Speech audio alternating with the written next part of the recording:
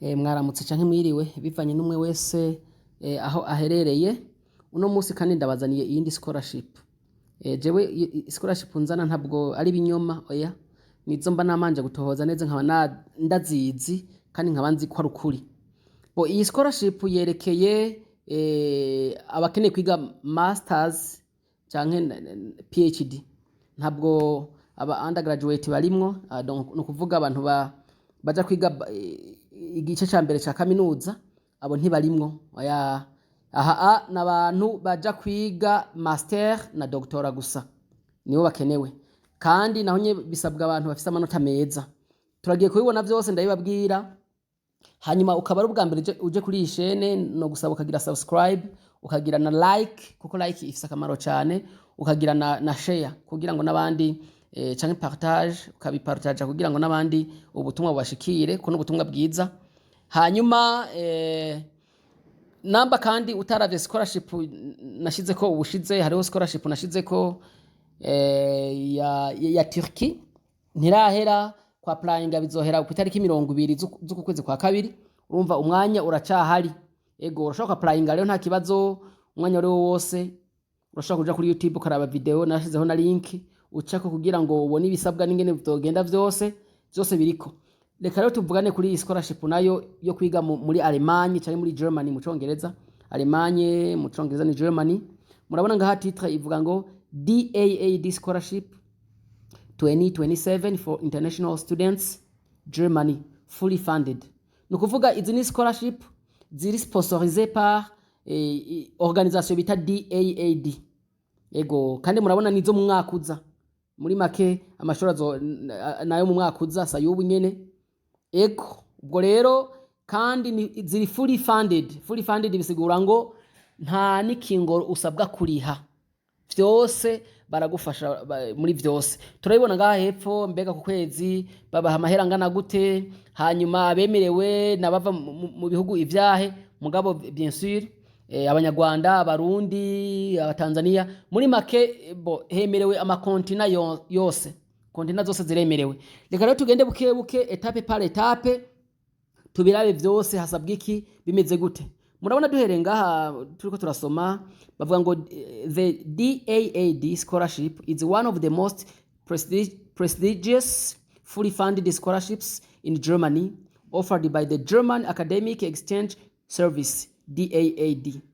Nukuvuga ngo scholarship za DAAD ni ama scholarships yo yagusa atana kimwe uriha, ukaja kwiga muri Allemagne, kandi zitangwa niki kigo nye cha DAAD, ni kigo gikorera muri Allemagne nyene. It supports outstanding international students who wish to pursue masters, PhD and research programs at leading German universities. Nukuvuga ifasha iyi organisation yitwa DAAD ifasha abanyeshure bo mu mahanga, donc bo kwisi yose. Iyo tuvuze outstanding international students bisigura iki? Ni abanyeshure bafise amanota meza kwisi. Ntabwo ari umwana akaba yarose amanota 50% agaheza baccalaureat afise 50% canke afise 60%, uwo ntarimwo. Aba bakeneye outstanding students, bajya abanyeshure bafise amanota menshi bipfuza kwiga master canke bipfuza kwiga doctora, canke abantu bakeneye kugira ama research programs at leading German universities, mu ma university yo hejuru, mu ma university akomeye cyane muri Allemagne. Voilà. With generous financial coverage, access to world-class education, and global career opportunities, the DAAD scholarship is a top choice for students aiming to study in Germany for free or at a very low cost. Nukuvuga ngo with the generous financial coverage, nukuvuga amafaranga yose asabwa nibo bayariha, hanyuma ukiga kuri university nziza cyane muri Allemagne. Nukuvuga DAAD scholarships ni nziza cyane, ziraguha akaryo ko kwiga mu mashuri meza yo muri Allemagne kuri gusa cyane ku mahera make.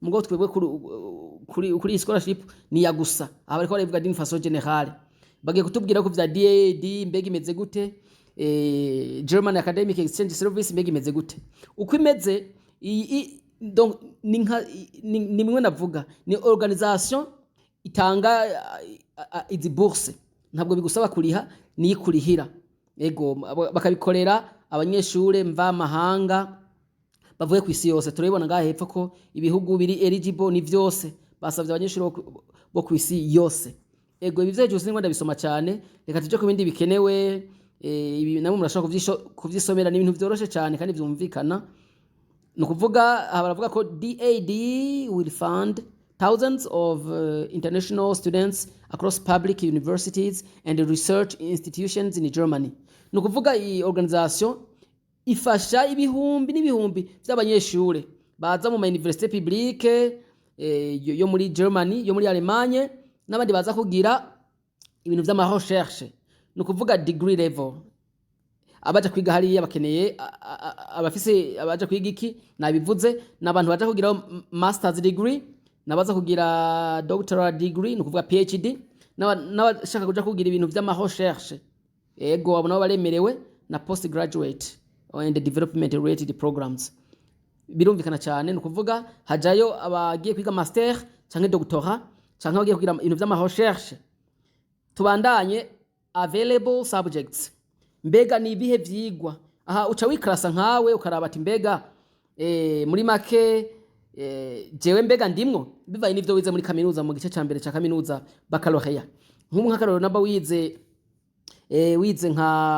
nk'igifaransa ahantu urimwo vy'ukuri umuntu wize igifaransa ngana harimwo namba wize kahise histoire ahantu urimwo wize geography ahantu urimwo ibintu nk'ivyo ego niko no bivuga ariko za geography na zande bishobora kubamwo ariko reka turabe neza kandi nibisata ngaha berekanye neza ni engineering murabona ngaha hejuru bwa mbere ni engineering ibintu vy'aba engineer voilà ni ibintu vy'ama engineera na technology ibintu vya technology muca muvyumva computer science hanyuma natural science and mathematics abizi ibintu ama science naturelle canke ibiharuro environmental and climate studies hama economics business and management public policy governance law murumva abantu bize amategeko abizi ibintu vya relations internationales abo barimwo social sciences les sciences sociales and development studies abantu bize ibintu vy'ama sciences sociales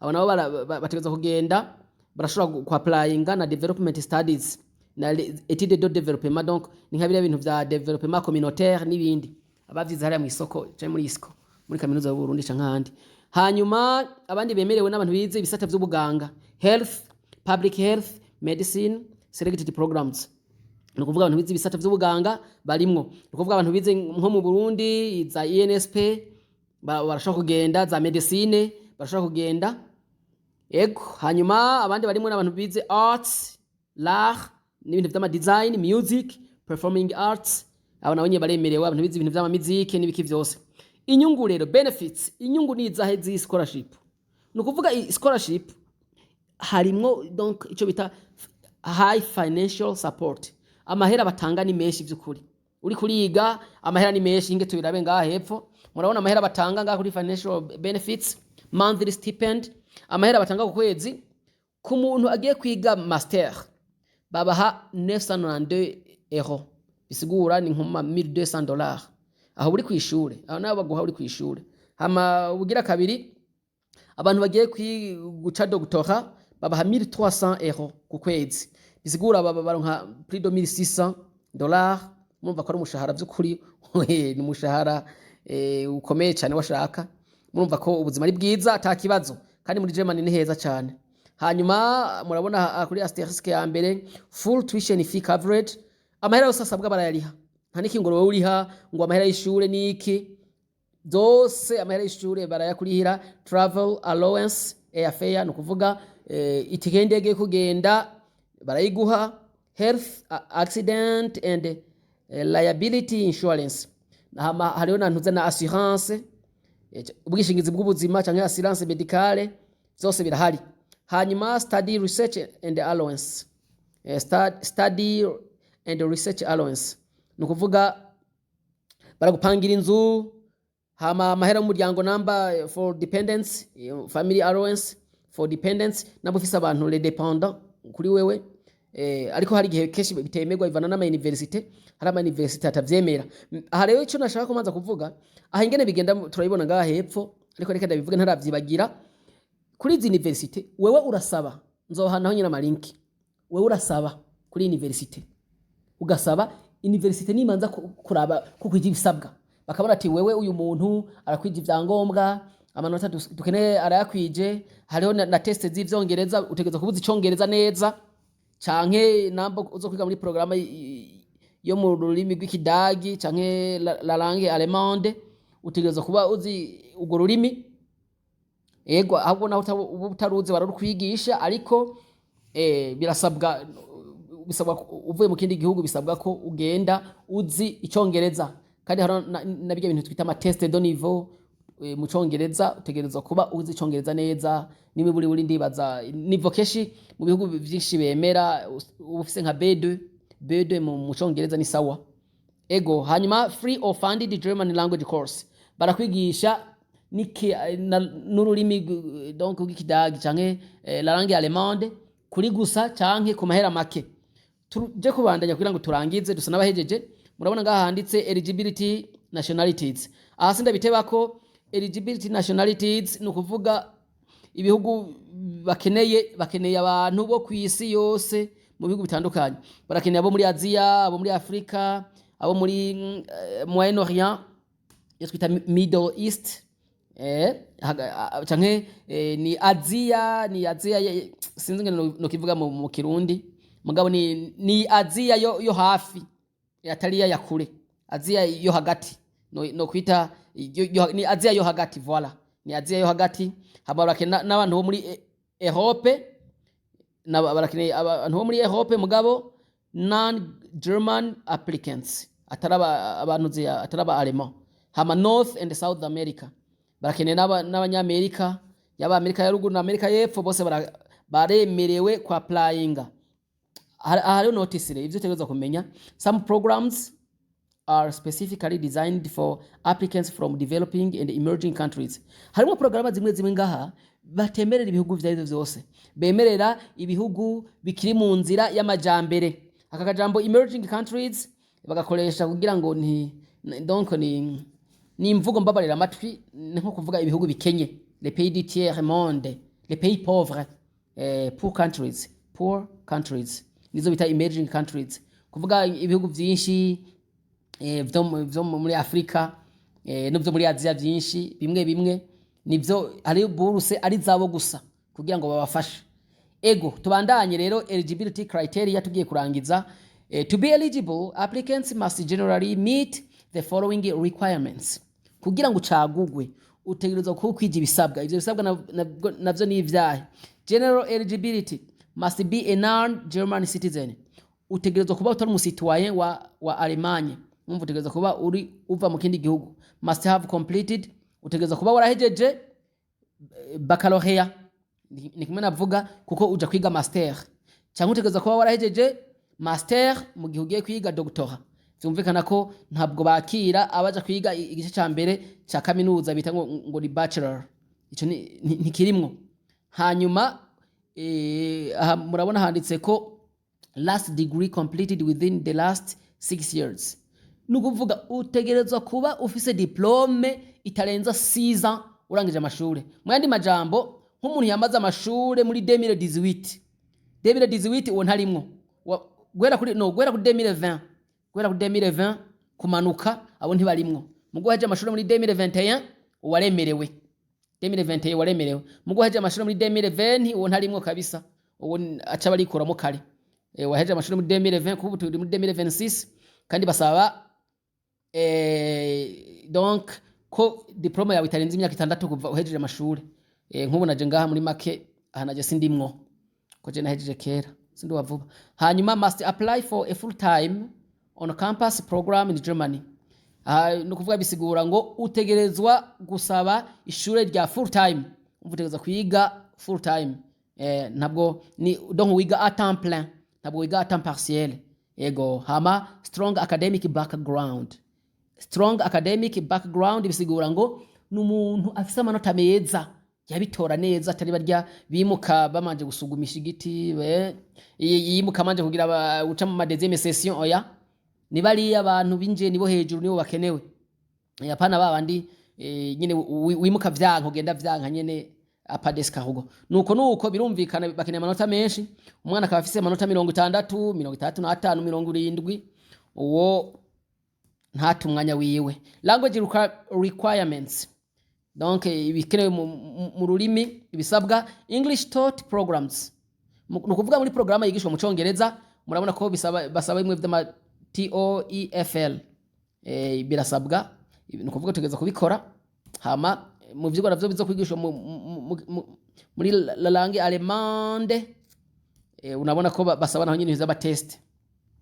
Ibi navyo ni ibintu vyoroshe ushobora kuja kuyikora muri British Council cyangwa donc kuraba ahantu hose mufise ambassade y'Ubwongereza biroroshe uragenda ukabikora birasanzwe kuko urabona umwanya uracyahari muracyafise umwanya.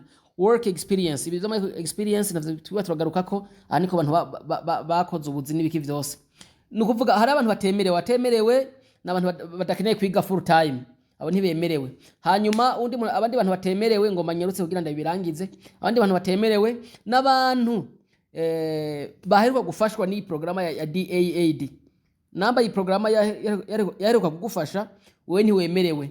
Hanyuma abandi bantu batemerewe nabadakwije ivyangombwa nukuvuga abantu bafise amanota make abo ntibemerewe. Abantu baheje amashuri kera abo ntibemerewe barenze imyaka 6 n'ibindi. Hama ingene rero application procedure ikogwa. Step ya mbere utegeza kurondera find the right DAAD program ni bimwe navuga utegeza kurondera ishure visit abavuze ko visit the DAAD scholarship database and search by degree level subject country of origin nukuvuga ngaha ucuja kuri DAAD scholarship database naho uja muri Google ukandikamwo amajambo ukunyene DAAD scholarship database and iryo gusa DAAD scholarship database amakuru yose ukeneye urayaronka. Hanyuma ucurondera bivanye na degree yawe namba ukeneye kuri masters cyangwa ukeneye kuri PhD ukabishiramwo hama gacura subject namba ukeneye kwiga medicine namba wiga ibiki bivanye n'ivyo wize muri bachelor degree nuko hama karabana country of origin kuko barashaka n'ibihugu kuko nkuko mwabibonye hari ama bourse atemerewe ibihugu bimwe.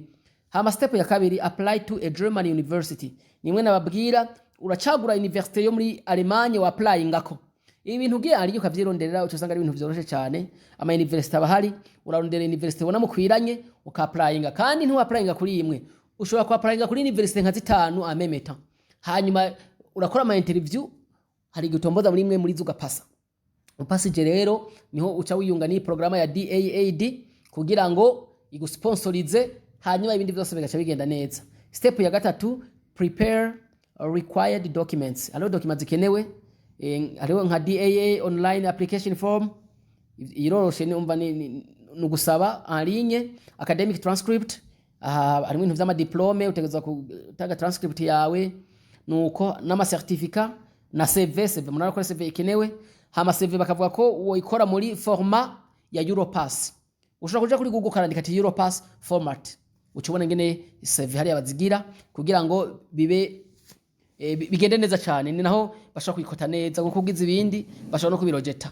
Hanyuma igikurikira motivation letter kuvuga lettre de motivation. Ikindi gikurikira language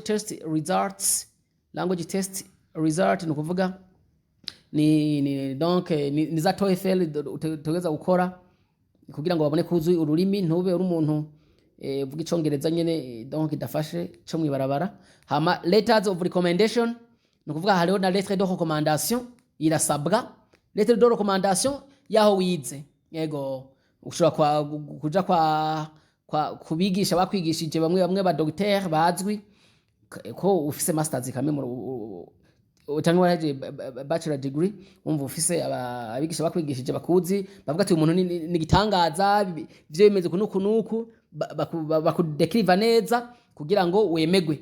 Hanyuma research proposal for PhD abaje kugira doctora nabo batanga research proposal. Hanyuma a proof of work experience for EP OS. Ibi ntibituraba cyane ku bantu bakeneye kwiga. Step ya 4, submit application.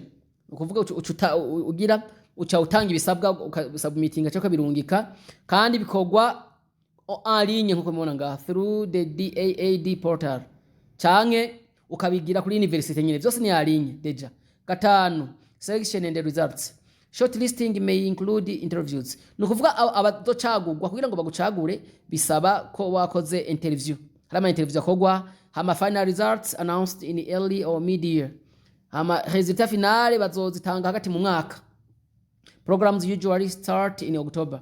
Nukuvuga program bazozitangura mu kwezi kw'icumi. Major DAAD scholarships. Ibi murashobora kuvyisomera donc ama scholarship meshi donc programa zihari nizi murashobora kuzisomera, amazina yazo murayabona ngaha, biroroshe cyane. Ngo mvyogira turangize ningoga.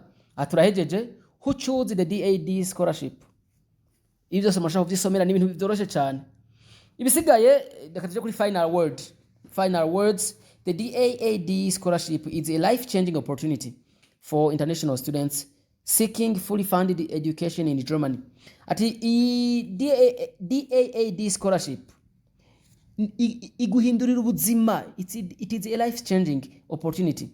Ni opportunity iguhindurira ubuzima.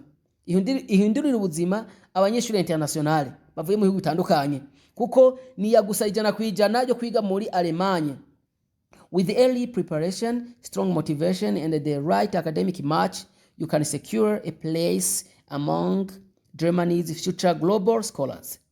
Nukuvuga ngo iyo witeguye neza, ukaba wanditse lettre de motivation neza n'ibisabwa, hanyuma ukaba ufise amanota meza, aho urashobora kuronka ikibanza muri iyo mu ma universite yo muri Alemanye, ndetse ukaronka Germany's future global scholars, ukiga ku ma universite yigamwo abanyabwenge ba mbere kw'isi. Nuko audio yabaye ndende ariko nta kibazo, mubikurikirane neza, na link cyandayishira muri commentaire kugira ngo bigende neza, muvyisomere namwe neza, hanyuma mwa applying. Link yo ku applyinga nayo nzoyibaha, biroroshe cyane, nta kigoye kirimwo. Mugira ibihe vyiza kandi ndabipfurije amahigwe ku bantu mwese mugiye ku applyinga.